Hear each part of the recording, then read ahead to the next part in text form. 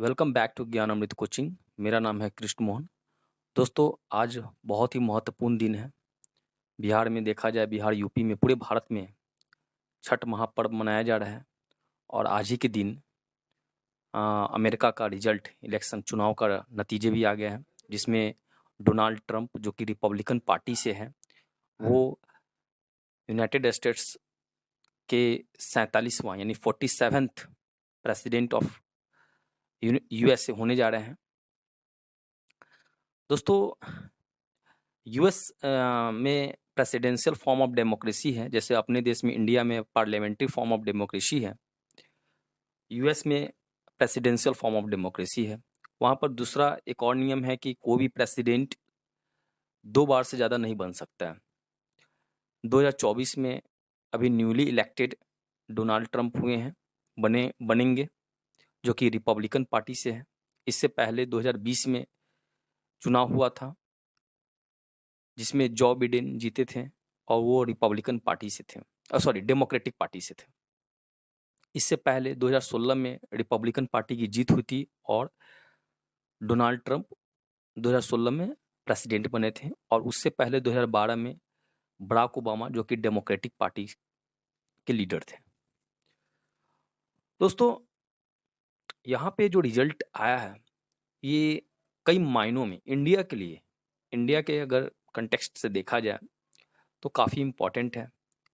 World में कई ऐसे लीडर हैं जिनको ये जो चुनाव का जो नतीजा है, जिससे उनके रातों का नींद उड़ गया, उनके पेट, उनका धड़कन बढ़ गया। जी हाँ, इसमें आज हम 3-4 देश का नाम भी लेंगे, 3-4 व्यक्ति का भी नाम लेंगे। जिसमें पहला है आपके यूक्रेन के प्रेसिडेंट व्लादिमीर जेलेंस्की। जी हाँ, अब जो बिडेन जो थे, अब तो वो चले गए चाचा जी।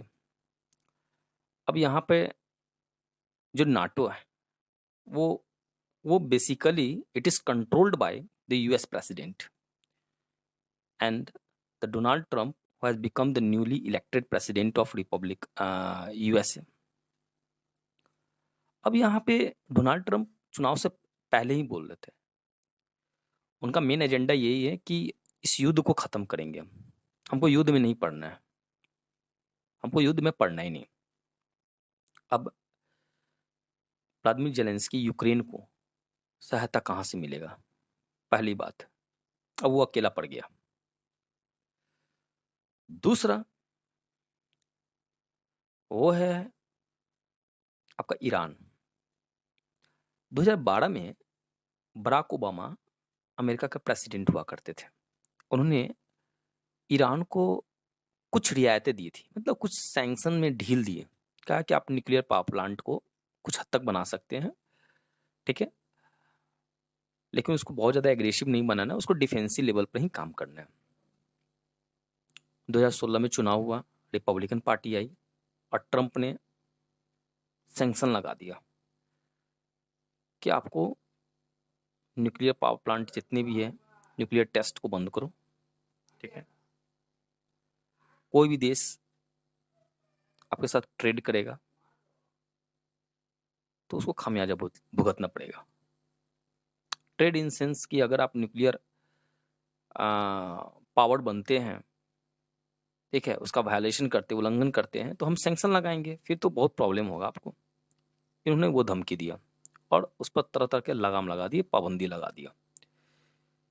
तब से ईरान की जो करेंसी है वो डाउन हो गया, बहुत डाउन हो गया। तो यहाँ पे एक एंगल देखा जा रहा है कि कहीं ना कहीं इजराइल बहुत खुश हो रहा होगा। इजराइल को मिल गया, अरे आ गया मेरा दोस्त ओरिजिनल, ठीक है।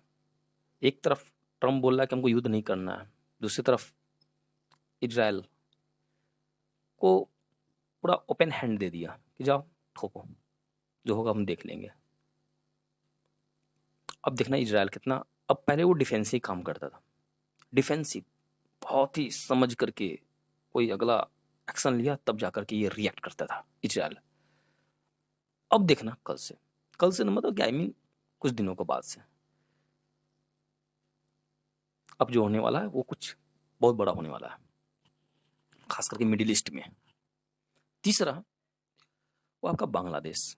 ये जो शेख हसीना की सरकार को ओवरथ्रोन कर दिया लोग, और यहाँ पर मोहम्मद यूनुस बांग्लादेश का केयर टेकर बने हुए हैं, और उन्हीं की रिजिम में हजारों कई हजार जो हिंदू लोगों को मारा पीटा गया, हत्या किया गया, नरसंहार किया गया, रेप बलात्कार सारे उसके साथ कई तरह के हिंसा किए गए।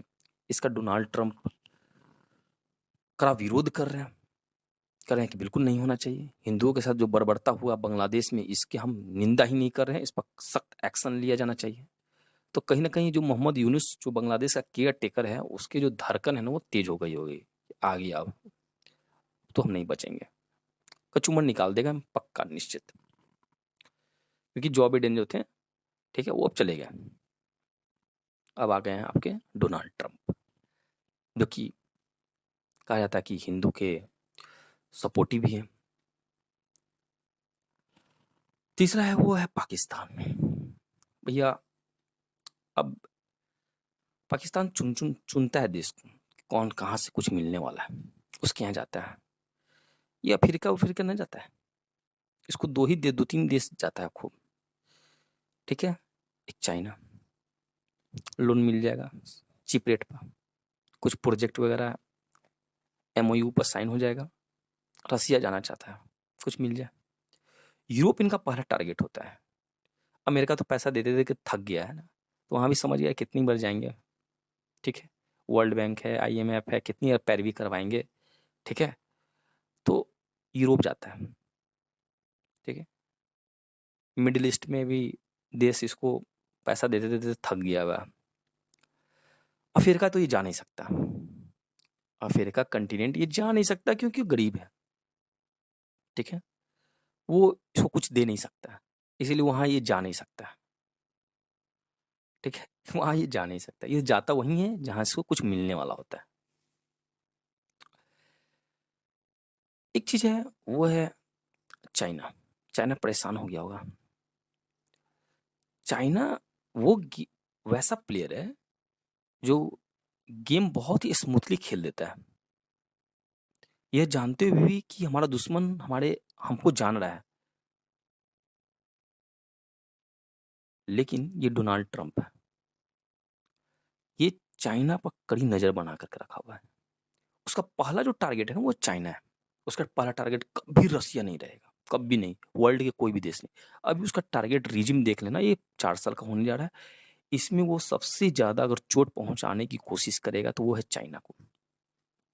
वो टैरिफ देखना, टैरिफ वार होने वाला है। टैरिफ वार का मतलब यहाँ पर टैक्स वार होगा। अमेरिका से जो भी इंपोर्ट करेगा चाइना से, उस पर टैक्स बढ़ाएगा, भारी टैक्स बढ़ाएगा। उसका फायदा जो होगा वो इंडिया को मिल जाएगा, निश्चित रूप से मिलेगा, इंडिया को मिलेगा। लेकिन कुछ तो होने वाला है। चाइना उसका मेन टारगेट है।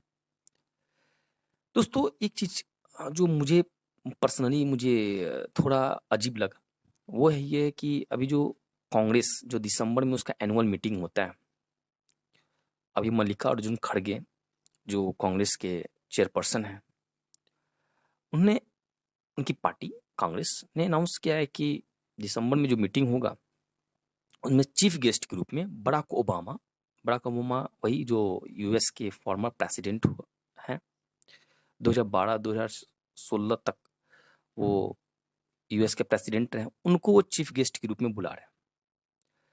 तो यहाँ पे जो इंडिया में जो ध्रुव ध्रुव बन रहा है ना कि एक डोनाल्ड ट्रंप, वो BJP वाले डोनाल्ड ट्रंप को चाह रहे हैं, ऑब्वियसली उनके हित मिल रहे हैं।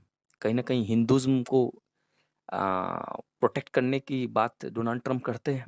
बांग्लादेश में जो अन्याय हुआ है, हिंदुओं के साथ जो बर्बरता हुआ है, उसका वो पुरजोर विरोध करते हैं कि नहीं होना चाहिए, हम उस पर एक्शन नहीं लेना चाहिए।